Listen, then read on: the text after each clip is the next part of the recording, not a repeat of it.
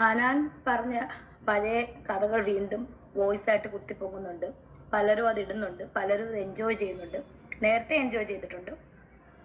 ലോകത്തിൽ ഞാൻ മാത്രമാണല്ലോ ഇനിയിപ്പോൾ അങ്ങനെ ചെയ്താലും ചെയ്ത ഒരു പെണ്ണല്ലേ. ഓക്കെ, ഒരു വർഷങ്ങൾക്കിപ്പുറം രേണുസുതി ഹനാൻ അന്ന് പറഞ്ഞ ആ അബോർഷൻ കേസിന് റിപ്ലൈ ആയിട്ട്, അതായത് മറുപടി ആയിട്ട് വന്നിട്ടുണ്ട്. ഇപ്പോഴാണോ നിങ്ങൾക്ക് മറുപടി ആയിട്ട് വരാൻ തുടങ്ങിയത്? ബാക്കി ആൾക്കാർ ആരെങ്കിലും എന്തെങ്കിലുമൊക്കെ പറഞ്ഞു കഴിഞ്ഞാൽ ചാടി വീണ് നിനക്ക് നാണം ഉണ്ടോടാ എന്നും പറഞ്ഞ് അങ്ങ് തുടങ്ങുമായിരുന്നല്ലോ. ഈ ഒരു കാര്യത്തിൽ മാത്രം ഇപ്പോഴാണ് അവർക്ക് മറുപടി കൊടുക്കാൻ തോന്നിയത്. വെറും മറുപടിയല്ല, വെല്ലുവിളിയാണ് അവർ നടത്തുന്നത്. ഹനാൻ പറഞ്ഞ പഴയ കഥകൾ വീണ്ടും വോയിസ് ആയിട്ട് കുത്തിപ്പൊങ്ങുന്നുണ്ട്. പലരും അത് ഇടുന്നുണ്ട്, പലരും അത് എൻജോയ് ചെയ്യുന്നുണ്ട്. നിങ്ങളുടെ അബോർഷൻ കഥ എൻജോയ് ചെയ്ത് നടക്കാൻ ഞങ്ങളെന്താ സാഡിസ്റ്റോ? അല്ലെങ്കിൽ ഞങ്ങൾക്ക് എന്താ അതാണോ പരിപാടി? നിങ്ങൾ അബോർഷൻ ചെയ്തെന്ന് പറഞ്ഞിട്ട് പാട്ടും വെച്ചിട്ട് യാന്നും പറഞ്ഞിട്ട് തുള്ളി തുള്ളി നടക്കാൻ അല്ല, എൻജോയ് ചെയ്യുന്നുണ്ടെന്ന് പറഞ്ഞുകൊണ്ട് പറഞ്ഞതാ. ലോകത്തിൽ ഞാൻ മാത്രമാണല്ലോ ഇനിയിപ്പോൾ അങ്ങനെ ചെയ്താലും ചെയ്ത ഒരു പെണ്ണല്ലേ. ഓക്കെ, ചെയ്താലും ചെയ്തൊരു പെണ്ണ്. അപ്പം നിങ്ങൾ ചെയ്തിട്ടുണ്ട്, പക്ഷെ ഞാനല്ല ലോകത്തിലെ അങ്ങനെ ഒരു കാര്യം ചെയ്ത ആദ്യത്തെ പെണ്ണ് എന്നാണ് അമ്മച്ചി ഉദ്ദേശിച്ചതെന്ന് എനിക്ക് മനസ്സിലായി. അപ്പം ഹനാൻ പറഞ്ഞ കാര്യം സത്യമാണ്. അതുകൊണ്ടായിരുന്നു ഇത്രയും കാലം മിണ്ടാണ്ടിരുന്നതല്ലേ. ഇപ്പം മനസ്സിലായി. ഞാനിത് വേണ്ടെന്ന് വെച്ചുകൊണ്ടിരിക്കുവായിരുന്നു, അതിനെപ്പറ്റി പ്രതികരിക്കുന്നില്ലെന്ന്. ഞാനൊരു കാര്യം ചോദിച്ചോട്ടെ? ചോദിക്കേ.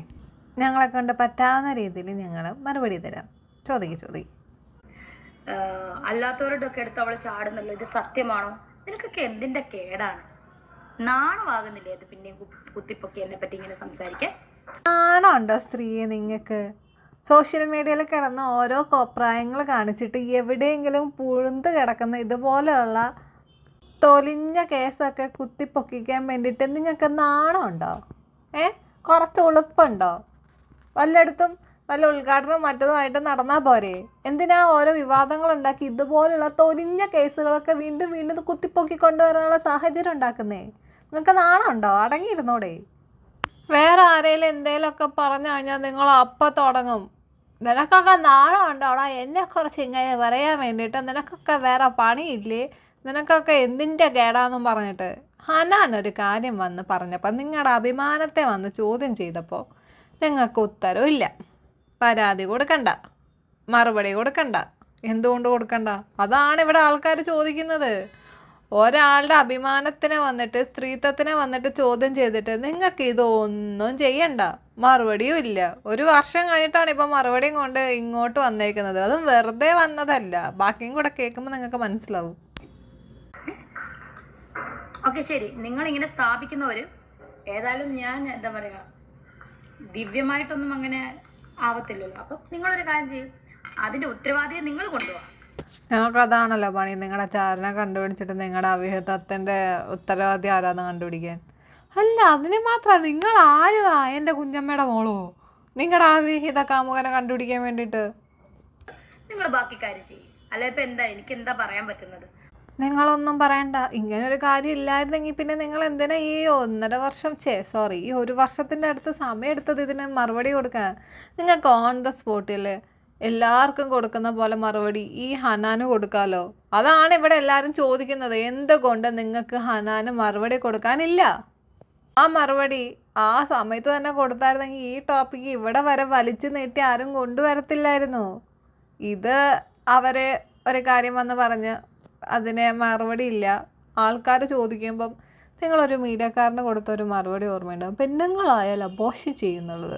ഏത് വകയിലാണ് നിങ്ങളുടെ അടുത്ത് പറഞ്ഞത് എല്ലാ പെണ്ണുങ്ങളും അബോർഷൻ ചെയ്ത് നടക്കുന്നതാണെന്നുള്ളത്? എന്നിട്ട് പിറ്റേ ദിവസം അതേ നിലപാട് മാറ്റി പറയുകയാണ് പെണ്ണുങ്ങളായ ഗർഭിണിയാവും എന്നാണ് ഞാൻ പറഞ്ഞതെന്നുള്ളത്. ഈ നിലപാടില്ലാതെ നിങ്ങളാണ് ഇപ്പം ഈ വന്നിട്ട് വെല്ലുവിളിക്കുന്നത്.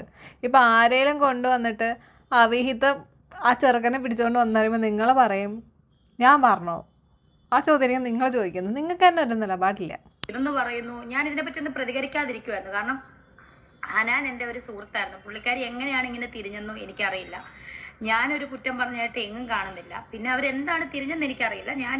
അതാണ് ഫ്രണ്ടായിരിക്കുന്ന സമയത്ത് ഓരോന്ന് വിളിച്ച് പറഞ്ഞ് ഫ്രണ്ട് അല്ലാണ്ടായപ്പം അതൊക്കെ ആ ഹനാൻ എന്ന ഫ്രണ്ട് എടുത്ത് പബ്ലിക്കിലേക്ക് ഇട്ടു. അത്രേ ഉള്ളൂ സംഭവം. ഇപ്പൊ അവരെന്റെ കൂട്ടുകാരിയല്ല, കാരണം എന്നെ പറ്റി അനാവശ്യം പറഞ്ഞ അവരെന്റെ കൂട്ടുകാരിയല്ല. സോ എന്താണ് ഇതിന്റെ അടിസ്ഥാനം എന്നറിയാതെ വെറുതെ എന്നെ ഇട്ടി ക്രൂശിക്കുന്നവരോട് ഞാൻ പറയാം, എന്തായാലും ഞാൻ സ്വന്തമായിട്ട് ദിവ്യ ഗർഭം ഒന്നും ധരിക്കത്തില്ലല്ലോ. അപ്പൊ ഞാൻ ആ ഗർഭം ധരിച്ചു. സുധിച്ചേട്ടൻ വേറൊരു വോയിസ്, സുധിച്ചേട്ടനുള്ളപ്പോ ഞാൻ ആരാണ്ട ഗർഭം ധരിച്ചത്. നിനക്കൊക്കെ നാണമാകുന്നില്ല? നിന്റെയൊക്കെ വീട്ടിലെ കാര്യം അന്വേഷിക്കാനുള്ളതിന് ഈ രേണുസുതി എന്ത് കാണിക്കുന്നതെന്ന് നോക്കി നടക്കുന്ന ചെറ്റകളാണല്ലോ നീ. അങ്ങനെ ഒരു വോയിസ് വന്നിട്ടുണ്ട്, ഞാൻ കണ്ടിട്ടില്ല കേട്ടോ. മിസ്സായി. നിങ്ങൾ ഇത്രയും നീട്ടി പറയേണ്ട ആവശ്യമില്ല. ഇവിടെ അറിയേണ്ട ഒരു കാര്യം, ഹനാൻ പറഞ്ഞ കാര്യങ്ങളിൽ വല്ല സത്യമുണ്ടോ? Yes or no? അത് പറയാതെ ഇങ്ങനെ മറ്റേ കഥാപ്രസംഗം നടത്തുന്ന പോലെ നീട്ടി വലിച്ച് ഒട്ടിച്ചോണ്ട് നടക്കുക. എന്തോ ആണോ മാനമില്ലേ? ഹനാന്റെ വോയിസിനോട് പ്രതികരിക്കാൻ എനിക്ക് സൗകര്യമില്ല, ഇരിക്കുവായിരുന്നു. പക്ഷെ ഹനാൻ തന്നെ കൊണ്ടുവരട്ടെ ആ ഉത്തരവാദിയെ. ഒരു 22 വയസ്സുള്ള ചെറുക്കനെന്ന് പറഞ്ഞില്ലേ, ചെറുക്കനെ കൊണ്ടുവരട്ടെ എന്നേ. നാണോമാനത്തിൻ്റെ കാര്യം നിങ്ങൾ പറയല്ലേ? ഞങ്ങൾ ആൾക്കാരെ സബ്സ്ക്രിപ്ഷൻ ഇട്ടിട്ട് അതും ഇതും കൊണ്ട് കാണിച്ച് നടക്കുന്നൊന്നുമില്ല. കാണിക്കാതെ വെൽ ഡ്രസ്ഡ് ആയിട്ടാണ് നടക്കുന്നത്. ഇവിടെ ചില ആൾക്കാർ സബ്സ്ക്രിപ്ഷനും വെച്ച് അവിടെ ഇവിടെയും കുറച്ച് ഡ്രസ്സും ഇട്ട് നടക്കുന്നുണ്ട്. എന്നിട്ടാണ് ബാക്കിയുള്ള ആൾക്കാരുടെ അടുത്ത് വന്നിട്ട് നാണമുണ്ടോ, മാന്യമുണ്ടോ, ഉളപ്പുണ്ടോ? പിന്നെ പണ്ടത്തെ ഒരു വോയിസ് ഞാൻ അറിഞ്ഞില്ല, ഫിറോസിക്കാടെ ഒരു വോയിസും ഇട്ടെന്ന് ഞാൻ അറിഞ്ഞു. CC ക്യാമറ കണ്ടെങ്കിൽ കൊണ്ട് വരട്ടെ ആണിനെ. ഞങ്ങൾക്ക് അതാണല്ലോ പണി. കൊണ്ടുവാടാ, എല്ലാവരും കൊണ്ടുപോവാ. ഈ പറയുന്നവരെല്ലാം കൊണ്ടുപോവാ ഇതിന്റെ ഉത്തരവാദിയെ അല്ലെങ്കിൽ ഉത്തരവാദികളെ. എന്നിട്ട് നമുക്ക് ഒരുമിച്ച് അങ്ങ് കേസ് കൊടുക്കാം. എന്തായാലും പീഡനമായിരിക്കുമല്ലോ അങ്ങനെയാണെങ്കിൽ തന്നെ. അവിഹിതമൊക്കെ ഇപ്പൊ പീഡനത്തിന്റെ ലിസ്റ്റിൽ പെട്ടോ? അത് പുതിയ അറിവായിരുന്നു. Thank you. അബോർഷൻ ആക്കണമെങ്കിൽ. സോ ഇനി ഇതിനെപ്പറ്റി പറഞ്ഞെങ്കിൽ നീയൊക്കെ ആണുങ്ങളാണെങ്കിലും പെണ്ണുങ്ങളാണെങ്കിലും ഉത്തരവാദിയെ കൊണ്ടുപോവാ. മനസ്സിലായല്ലോ? അപ്പം നമുക്ക് അവിടെ വെച്ച് കാണാം. Okay, set. ഹനാനുള്ള വെല്ലുവിളിയാണിത്. എൻ്റെ പൊന്നമ്മച്ചിയെ, നിങ്ങൾക്കൊരു കാര്യം അറിയാവോ? ഇതിൻ്റെ അകത്തെ ചില ഭ്രാന്തന്മാരുണ്ട്. ആ ഭ്രാന്തന്മാർ നിങ്ങൾ ഈ വെല്ലുവിളിക്കുമ്പം തള്ളക്ക് ഇത്ര അഹങ്കാരം പാടില്ലല്ലോ എന്ന് പറഞ്ഞ് അങ്ങ് തുനിഞ്ഞിറങ്ങും. ഇറങ്ങി ആ ചെറുക്കനെ മാത്രമല്ല നിങ്ങളുടെ കുടുംബചരിത്രം വരെ എടുത്തിട്ട് പുറത്തിടും. അങ്ങനെയുള്ള ചിലവന്മാരുണ്ട്. ആ അവന്മാരുടെ ഫ്രണ്ടിലോട്ടാണ് നിങ്ങളിപ്പോൾ കൊണ്ടുവന്നിട്ടിട്ട് വെല്ലുവിളി എന്ന് പറയുന്ന ഫോമിലൊരു സാധനം കൊണ്ട് ഇട്ട് കൊടുത്തേക്കുന്നത്. ഇനിയിപ്പം കണ്ടറിയണം, നിങ്ങൾ ഇതുപോലെ നിൽക്കുമോ അതോ ഇതിനേക്കാൾ വലിയ രീതിയിൽ നാറുമോ എന്നുള്ള കാര്യം. വല്ല കാര്യം ഉണ്ടായിരുന്നോ? വെല്ലുവിളിയും കൊണ്ട് വരണ്ടേ? അതിനൊരു മറുപടി നിങ്ങളത് ചെയ്തിട്ടുണ്ടെങ്കിൽ ഉണ്ട്, ഇല്ലെങ്കിൽ ഇല്ല. ആ ഒരു മറുപടിയും കൊടുത്ത് വേണമെങ്കിൽ ഒരു കേസും കൊടുത്ത് ഒതുക്കേണ്ട കാര്യത്തിൽ ഇപ്പം വന്ന് വെല്ലുവിളിച്ചേക്കുന്നു. നമ്മളീ പറയത്തില്ലേ, അവനവൻ കുഴിക്കുന്ന കുഴിയിൽ അവനവൻ തന്നെ വീണു എന്നുള്ളത്. അതാണ് മിക്കവാറും ഇവിടെ നടക്കാൻ പോകുന്നതെന്നാണ് എനിക്ക് തോന്നുന്നത്. ശരി, എന്നാൽ കണ്ടറിയാം ബാക്കി.